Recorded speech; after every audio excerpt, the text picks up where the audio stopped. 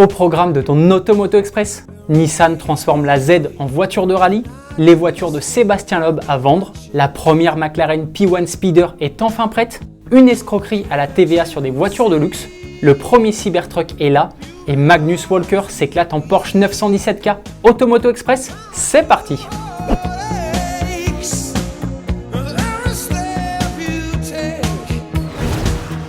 La Nissan Z devient une voiture de rallye. Pour rendre hommage à la Datsun 240Z Safari, victorieuse en 1971 de l'East African Safari Rally, considérée comme l'un des rallyes les plus difficiles au monde, Nissan présente un prototype nommé Safari Z Tribute au SEMA Show. Pour rappel, le SEMA Show, qui ouvre ses portes aujourd'hui à Las Vegas, est le plus grand rendez-vous annuel mondial consacré à la customisation. Et logiquement, cette Nissan Z s'éloigne de la version de série. Elle a été surélevée grâce à des suspensions développées par KW et Nismo, la branche sportive de Nissan. Le V6 a reçu lui aussi son lot de modifications. Au menu, une nouvelle cartographie, un embrayage renforcé et un nouvel échappement. Mais ce n'est pas tout. L'éclairage a été revu et en vrai sportif tout-terrain, les sous-bassements ont aussi été renforcés. Une sacrée prépa.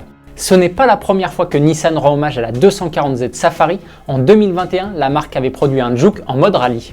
Une préparation plus légère qui se limitait aux changements esthétiques.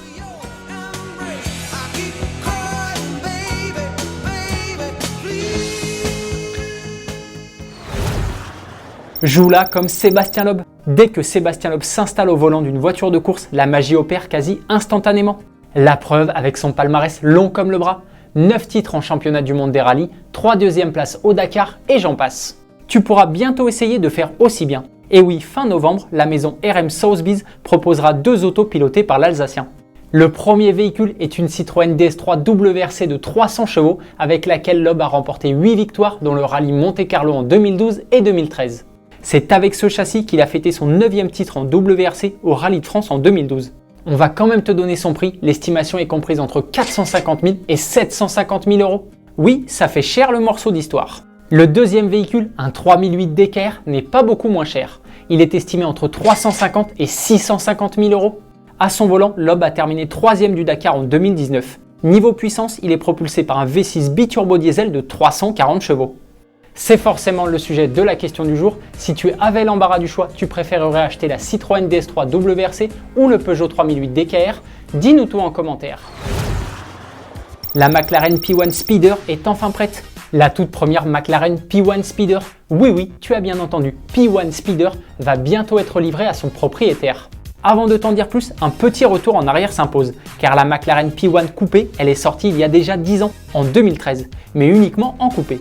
Pour pallier ce manque, au Festival of Speed de Goodwood 2022, le stand de Lanzant, un préparateur anglais, attire la foule grâce à son concept car de McLaren P1 Speeder, dépourvu de toit donc. Un an plus tard, le tout premier exemplaire vient seulement d'être terminé. Ça peut sembler très long, mais le travail qui a été réalisé est colossal. Les ingénieurs de Lanzant ont dû renforcer le châssis et les montants pour compenser l'absence de toit. Ils ont également dû trouver d'autres solutions pour refroidir le moteur. De base, il y a une entrée d'air sur le toit. Pour surmonter tous ces obstacles, Lanzant a demandé de l'aide au designer de la McLaren P1, Paul Howes. 4 autres exemplaires vont encore voir le jour. Si tu veux être l'un des heureux propriétaires, il faut que tu achètes une McLaren P1 et que tu débourses encore plus de 2 500 000 euros pour la transformation.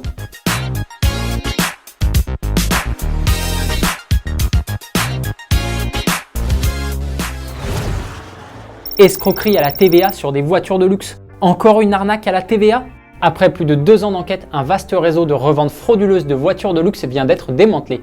9 personnes ont été interpellées et 700 000 euros de voitures ont été saisies, parmi lesquelles des Porsche, Mercedes, Audi et Volkswagen. Ce montage leur permettait d'importer des voitures d'Allemagne et de les revendre sans payer la TVA. Une sacrée économie qui représente 20% de la valeur du véhicule, ce qui permettait à ce réseau de proposer des prix très attractifs tout en maximisant leurs bénéfices. Cette arnaque aurait coûté plus de 2 500 000 euros à l'État. Le premier Cybertruck aperçu sur la route. Les premiers exemplaires du Tesla Cybertruck doivent arriver très bientôt sur les routes, à partir du 30 novembre normalement. Mais la marque américaine s'est fait griller la priorité par les Vietnamiens de la chaîne YouTube Woodworking Art. Après plusieurs semaines de travail acharné, ils présentent enfin leur version du Cybertruck. Comme le pick-up américain, l'exemplaire de Woodworking Art est 100% électrique. On ne connaît pas sa puissance ni son autonomie, mais vu la taille du moteur et des batteries, ça ne doit pas être énorme. Ce Cybertruck un peu spécial se démarque en revanche par les matériaux utilisés. Le plancher, les panneaux de carrosserie, les jantes, les sièges, le volant, tout est en bois. Il repose quand même sur une structure en acier.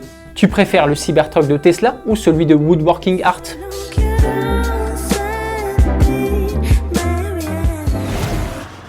Magnus Walker au volant d'une Porsche 917K.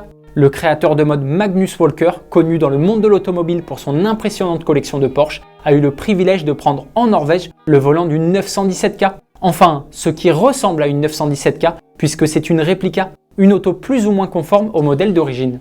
La 917K est une voiture mythique puisque c'est la première Porsche à remporter les 24 heures du Mans dans la catégorie Rennes, c'était en 1970. L'exemplaire que l'on te présente aujourd'hui est donc une réplica mais très bien faite. La plus grosse différence, c'est son moteur. Contrairement au modèle qui a remporté les 24 heures en 1970, elle n'est pas propulsée par un V12 mais par un 6 cylindres à plat d'environ 300 chevaux. Même si ce n'est pas une vraie, ça doit être très sympa à conduire et puis en plus elle est homologuée route. C'est le moment de revenir sur la question d'hier. On te demandait si ton niveau d'intérêt pour la F1 avait baissé cette saison à cause de l'ultra-domination de Verstappen. Simon, on a bien aimé ton commentaire. Pour toi, regarder la Formule 1, c'est comme regarder un film où l'on connaît déjà la fin. Et vous êtes très nombreux à penser la même chose. Automoto Express, c'est déjà fini pour aujourd'hui. On se retrouve jeudi pour un nouveau numéro. Bonne soirée, allez ciao!